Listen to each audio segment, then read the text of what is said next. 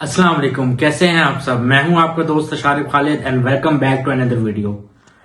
Australia के against 3 T20 matches की series का पाकिस्तान का स्क्वाड अनाउंस हो गया है, लेकिन ये ध्यान में रखा जाए कि ये वर्ल्ड कप का स्क्वाड नहीं है, ये सिर्फ ऑस्ट्रेलिया वाली सीरीज का स्क्वाड है। तो स्क्वाड पे एक दफा नजर डाल लेते हैं, फिर हम इसको डिस्कस करते हैं। स्क्वाड में सबसे पहले शामिल हैं कप्तान सलमान अली आगा, अबरार अहमद, बाबर आजम की वापसी हुई है, फहीम अशरफ, फखर जमान, ख्वाजा मोहम्मद नाफे, मोहम्मद नवाज, सलमान मिर्जा, वसीम जूनियर, नसीम शाह, साहिबजादा फरहान, साइम अयूब, शादाब खान, शाहीन शाह अफरीदी, उस्मान खान एंड उस्मान तारिक। ये आपका स्क्वाड है ऑस्ट्रेलिया के अगेंस्ट T20 मैचेस की सीरीज का। अब इसमें अगर मैं बात करूं वो प्लेयर्स जिनकी मुझे तो समझ नहीं आती कि क्या रोल है, वो है फखर जमान और उस्मान खान।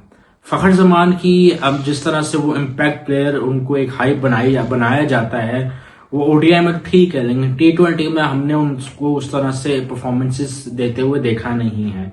उनके तकरीबन कोई 100 से ऊपर इनिंग्स हो गए, लेकिन अभी तक सिर्फ उनके 2000 रन है। तो इस चीज से आप अंदाजा लगा सकते हैं कि फखर जमान जो है वो T20 में इतना इम्पैक्ट प्लेयर नहीं है, क्योंकि फखर जमान की हमें इस तरह से परफॉर्मेंसेस दिखी नहीं है।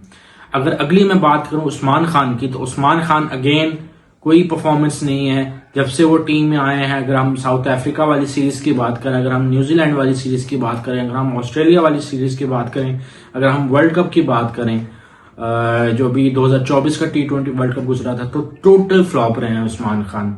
एक या दो उनकी 50s हो गई होंगी, उसके अलावा वो टोटल फ्लॉप रहे हैं, तो उनका भी रोल मुझे समझ नहीं आ रहा।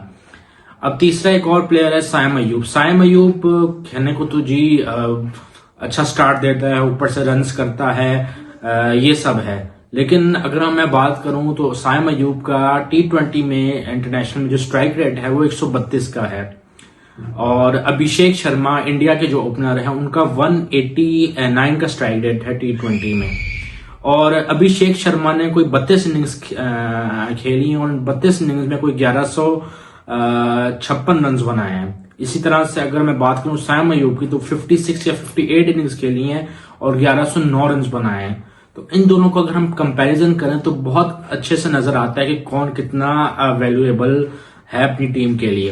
तो साइम अयूब कहने को तो जी अच्छा स्टार्ट कर देते हैं, लेकिन उनके इन 20-25 रन का क्या फायदा होना है। अगर आपने T20 में 20-25 रन ही करने हैं स्टार्ट में एज एन ओपनर, और उसके बाद फिर आपने आउट हो जाना है, तो फिर आपका होने का फायदा ही क्या है। मतलब बहुत से लोग इसको सपोर्ट करते हैं कि जी यंगस्टर है। इनके 58 मैचेस हो गए, अभी तक 5 इनकी 50s हैं सिर्फ 58 मैचेस में। तो आप इसको कितना जस्टिफाई करेंगे। आप जितने चांसेस क्या साइम अयूब को मिले, उतने चांसेस क्या हसन नवाज को मिले, बिल्कुल भी नहीं मिले। आप मास सदाकत को क्यों नहीं ट्राई करते। आप मास सदाकत को ला सकते थे, लेकिन नहीं, मेरिट पे चीजें थोड़ी होनी है, और यही हुआ है और यही होता रहेगा। ये क्योंकि पाकिस्तान का ये निजाम है, ये चलता आ रहा है और यही होता रहेगा। इसी तरह से अगर मैं बात करूं तो हारिस रऊफ इस स्क्वाड में शामिल नहीं है, एंड मोस्ट लाइकली बल्कि 100% हारिस रऊफ T20 के वर्ल्ड कप के स्क्वाड में भी शामिल नहीं होंगे। ठीक है, और एक सही कॉल थी और एक जस्टिफाई था कि हारिस रऊफ ने एशिया कप में जिस तरह से परफॉर्मेंस दी फाइनल में, और बड़े मैचेस, हारिस रऊफ हमेशा क्रूशल मैचेस में रन्स खाता है, अब कहने को तो हम क्या बात करें कि हारिस रऊफ ने जो है BBL में वो हाईएस्ट विकेट टेकर रहे हैं, लेकिन BBL के परफॉर्मेंसेस का पाकिस्तान में से क्या ताल्लुक है, बिल्कुल भी कोई ताल्लुक नहीं है। बाबर आजम की वापसी हुई है। अब बाबर आजम ने 103 के स्ट्राइक रेट से रन बनाए थे BBL में, लेकिन आप बाबर आजम को अभी फिलहाल बाहर नहीं कर सकते, क्योंकि आपको एक बड़ा प्लेयर, एक एक्सपीरियंस प्लेयर चाहिए कि आपको जो है आपकी जो बैटिंग लाइनअप है वो संभाल ले। बाबर आजम के बिना हमने एशिया कप में हाल देख लिया क्या हुआ था टीम का। अब बहुत सारे यहाँ पे कहेंगे, आकर मुझे कहने लग जाएंगे कि बाबर आजम के बिना जो है वो पहली दफा टूर्नामेंट खेल रहे थे और यंगस्टर्स थे, तो उनको इतना तो एज होना चाहिए। भाई यंगस्टर्स इंडिया के भी खेल रहे थे, इंडिया के यंगस्टर्स भी, विराट कोहली नहीं था उनके पास, वो रिटायर हो गया, रोहित शर्मा रिटायर हो गया, लेकिन उनकी परफॉर्मेंसेस देखें आप उन यंगस्टर्स की और हमारे यंगस्टर्स की परफॉर्मेंसेस देखें। बात हार जीत की नहीं है, बात यह है कि आपने वो लड़े कितना है। ठीक है, अगर लास्ट फाइनल की बात करें तो उसमें एक अच्छा मैच रहा था। उससे पहले अगर हम बात करें तो टोटली वन साइडेड रहा है मैच, टोटली वन साइडेड। मतलब जिस तरह से हमारे बॉलर्स को 170 रन के टारगेट के ऊपर जिस तरह से अभिषेक शर्मा ने मारना शुरू किया, जिस तरह से शुभमन गिल ने मारना शुरू किया है, वो तो कहीं से भी जस्टिफाई नहीं है। उसके बाद नसीम शाह एक प्लेयर ऐसे हैं जिनका अभी तक कोई खास परफॉर्मेंसेस नहीं है। हाँ, आईएलटी के लास्ट मैच में उन्होंने फाइनल में अपनी टीम को एक मैच विनिंग जो है वो स्पेल डाला था, लेकिन अगेन वही बात कि जब इंटरनेशनल में इस तरह की स्पेल डालने की बारी आती है तो वो फिर सब कुछ गायब हो जाता है। इसी तरह से मैं बात करूं अगर उस्मान तारिक की, उस्मान तारिक अच्छे स्पिनर हैं, अच्छे जो हैं आपका स्पिनिंग डिपार्टमेंट है, और T20 वर्ल्ड कप में भी अगेंस्ट इंडिया स्पेशली मुझे लगता है ये बहुत अच्छा परफॉर्म करेंगे। अबरार अहमद हैं, होने भी चाहिए, तो डिजर्व करते हैं। मोहम्मद नवाज आपके बेस्ट ऑलराउंडर हैं, जो कि जिस तरह के माइक हेसन ने कहा था कि वर्ल्ड का बेस्ट स्पिनर है, ऑफ स्पिनर है। तो उसके बाद अगर हम बात करें शादाब खान की, शादाब खान की जिस तरह श्रीलंका में उन्होंने परफॉर्मेंसेस दी, अच्छी परफॉर्मेंसेस थी, शादाब खान का भी बनता था टीम में आना। उसी तरह से अगर मैं बात करूं ख्वाजा मोहम्मद नाफे की, उन्होंने लास्ट मैच जो हुआ था अगेंस्ट श्रीलंका उसमें बड़े अच्छे 20-25 रन किए थे, तो उनका भी लाजमी है आना। और कप्तान सलमान अली आगा तो आपको पता ही है वैसे ही होने। और साहिबजादा फरहान ने अगेन आपकी बड़ी ही आपके एज एन ओपनर बड़ी ही वैल्यू ऐड कर दी और एज एन ओपनर बड़ा अच्छा परफॉर्म कर रहे हैं। तो मेरे से बहुत से लोग इस बात पर डिसएग्री करेंगे, लेकिन साइम अयूब, जहां बाबर की, अगर लोग कहते हैं ना कि बाबर की T20 में जगह नहीं बनती, तो साइम अयूब की जिस तरह की परफॉर्मेंसेज आ रही हैं उनकी भी T20 में जगह नहीं बनती। अब लास्ट साइम अयूब की 50 मेरा ख्याल से साउथ अफ्रीका के अगेंस्ट आई थी T20 में जो वो सीरीज हुई थी, और उससे पहले जो है वो ट्राई नेशन सीरीज में आई थी। एशिया कप टोटली फ्लॉप हुए थे वो, और ये जो सीरीज श्रीलंका के against totally flop, tri nation series जो हुई थी टोटली फ्लॉप। तो साइम अयूब की भी कहीं ना कहीं हम अगर बात करें तो साइम अयूब का भी उस तरह से हम नहीं देख पा रहे, तो उसकी जगह मुझे लगता है शायद आपको मां सदाकत को ट्राई करना चाहिए था साइम अयूब की जगह, अगर आपने लेकर चलना था। पहला क्या कर सकते हैं। अब ट्राई नेशन सीरीज के जो आखिरी फाइनल मैच हुआ था अगेंस्ट श्रीलंका, उसमें हमने हाल देख लिया था पाकिस्तान की बैटिंग का। बाबर, वो तो शुक्र करेंगे बाबर आजम जो है वो आखिर तक खड़े रहे थे, वरना तो पाकिस्तान, मुझे डर था कि पाकिस्तान वो मैच भी शायद कहीं हार ना जाए। अब तीनों मैचेस जो हैं वो, एक मैच, पहला मैच 29 को होना है, 31 को और 1 फरवरी को होना है, और ये तीनों मैच कजाफी स्टेडियम लाहौर में खेले जाएंगे।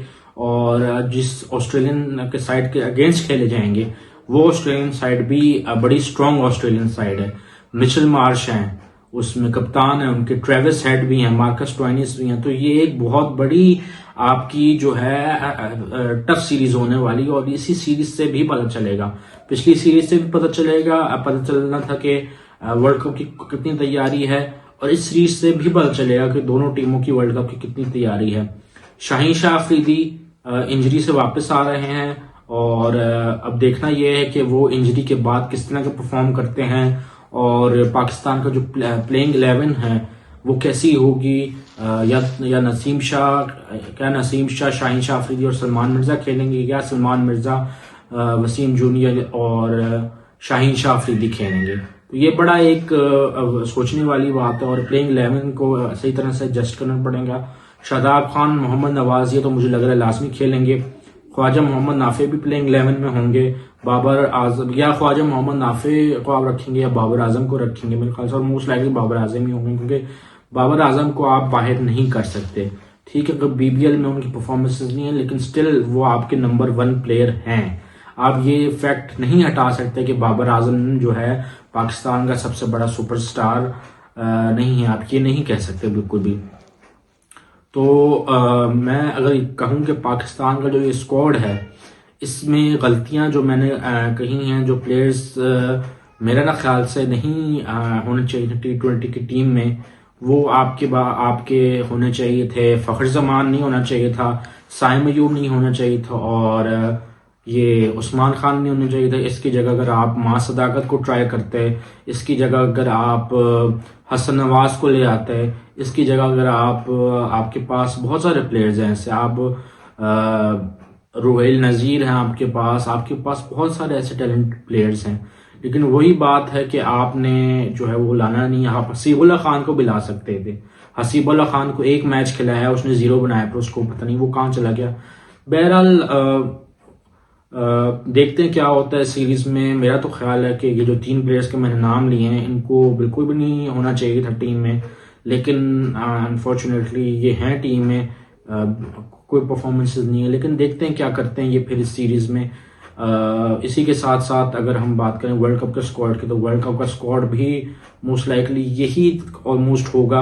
हारिस रऊफ तो 100% नहीं होंगे, इसमें अगर निकालेंगे शायद ख्वाजा मोहम्मद नाफे को रिप्लेस करेंगे, क्योंकि उनकी अभी एक ही सीरीज हुई है और डायरेक्ट उनको वर्ल्ड कप में ले जाना भी उनके साथ भी ज्यादती होगी, और फिर पाकिस्तान की टीम के साथ भी ज्यादती होगी। तो उम्मीद करता हूँ आज की वीडियो आपको पसंद आई होगी। अगर वीडियो पसंद आई है तो चैनल को लाइक करें, सब्सक्राइब करें एंड शेयर करें। इंशाल्लाह नेक्स्ट वीडियो में आपसे फिर मुलाकात होगी, तब तक के लिए अल्लाह हाफिज।